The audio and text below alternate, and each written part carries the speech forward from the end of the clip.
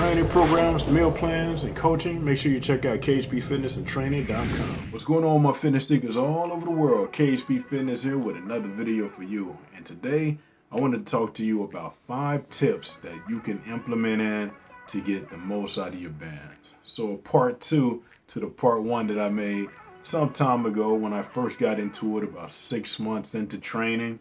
You know, I saw some good results. I saw that I was not only able to maintain, but make some significant gains in my shoulders and my back. Definitely got some upper chest gains as I've been going on with it too, implementing different strategies and such to do so. So I wanted to go ahead and talk to you about those strategies that you can implement too to get the most out of your bands. Let's get into it. Tip number 1, you want to make sure that you're checking your bands. Now, you don't have to check on every workout, but every other workout at least, because when you're going at it, when you're pulling and pushing, wear and tear does happen. Bands are going to be less expensive than actual weights, especially with everything going on in the world right now. I don't like to use those buzzwords because that's how they get you. But everything going on in the world right now, me and a client one time seen a kettlebell for like $100 that would normally go for 25. It was a 25 pounder. It was nuts. So there's going to be wear and tear. So you get significant gains with the bands, but at a lesser pricing point. But I say all of that to say this. Wear and tear will happen. And with that wear and tear happen, there's going to be situations where you're going to come across some of your bands tearing. You can replace them for even a fraction of the price of what things are going for now. So that's a really good thing. But you always want to check your bands for safety. You always want to be safe. With me training so many clients, I'm always checking bands, checking their bands, making sure if there's any wears and tears, because it's a write-off for me. I can just replace them with bands that I buy in the future to run the business. That's a huge thing because, like I said, safety first. You always want to make sure you're taking care of yourself, as you don't want anything compromising in the middle of a hard set. Tip number 2, you want to start with more tension and then taper off. And I say that because typically we start off with lower tension and then go up as the sets go. But I always tell people, get the most out of it. While you're sitting there trying to do 7, 8, 9, 10 sets, you probably could have got it done in 5 sets and exhausted the muscle, because that's the biggest thing. Muscle, I'll get into that on the next one. But ultimately, you want to, start back and bring yourself up, because as you bring yourself up, you're going to get a lot more muscle fatigue in the midst of it while you're pushing as hard as you can. So you start far off. Let's say you're doing a band press. You start far off with that, and then you have to bring yourself in to get a couple more in and really taper down. It's something that a trainer that I seen, Scott Hermes, at one time talked about. What he would call it, cheat pause, or it was like basically a cheat set and a correct set. I'm not saying to cheat. I'm saying to get the most out of it.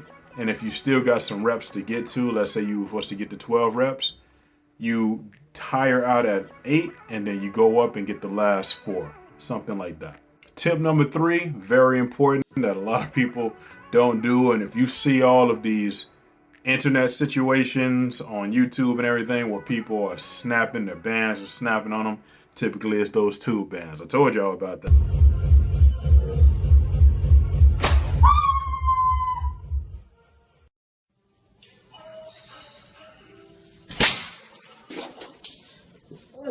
We're just going to make this quick. Our discussion topic. Go check that out if you get a chance to.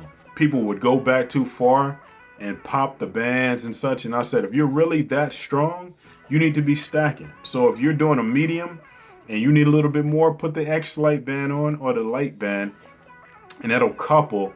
So it'll give you a lot more tension without compromising one of the bands.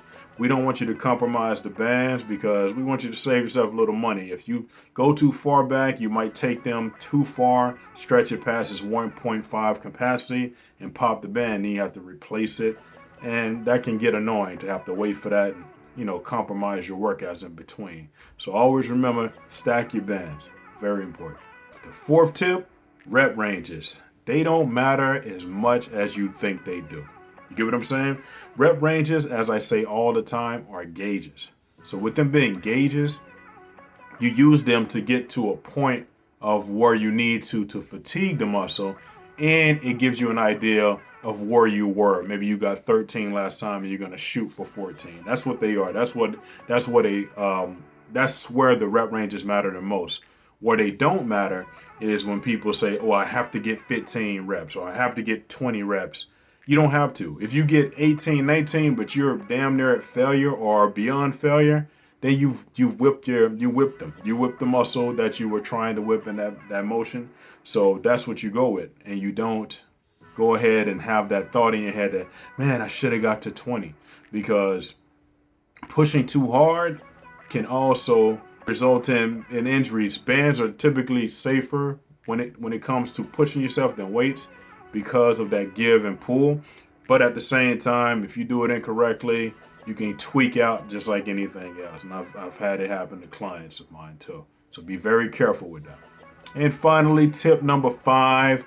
This is to switch between rep ranges. Now I know you're gonna like, wait a minute, you just said rep ranges don't matter. No, they matter into the point of gauging where you are for that fatigue, because muscle fatigue matters more than anything at the end of the day. A lot of times I'll set my clock here and I'll time the repetitions.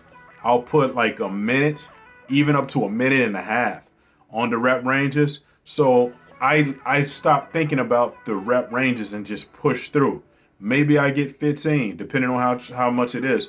Maybe I get 25, but those rep ranges can matter on that particular. So some weeks you may want to go in the rep ranges of, let's say, 6 to 10, or even lower than that if you're looking for more strength. You can be going anywhere between like a 3 to 6. So you still get that little bit of hypertrophy, a lot of strength on that. Or you can go as high as 30 reps. I've been in all of these. I actually do 30 for 30s with my clients. They hate that day. First off, that's the big thing. They hate that day, and I hate it too when I implement them in. But it really works to fatigue out the muscle, and it gives you a little bit of the endurance side of it and the hypertrophy and strength. So you get the combination of all three to get the most out of your bands. And that'll be it, my guys. Everybody watching this, I really appreciate that. Shout out to all the new people watching. Thank you for watching this video. Check out these older videos here. Some good content in there about how I got to bands. Some good content in this older one is one that I use to show you how to get the most of the band, especially when you're first starting out.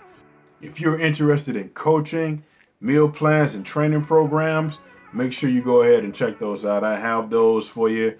3, 4, 5 day splits or more if you need to, but don't go too crazy, guys. As I always say, unless you're competing or something like that, but your body needs rest. So if you're getting the nutrition and you're getting everything else with that, you're going to get a good combination. Make sure to like, comment, subscribe, tell your friends, share this video, and keep watching, man, because I got more stuff coming for you guys in the near future. Thank you again for watching. You guys have a great day. I'll talk to you soon.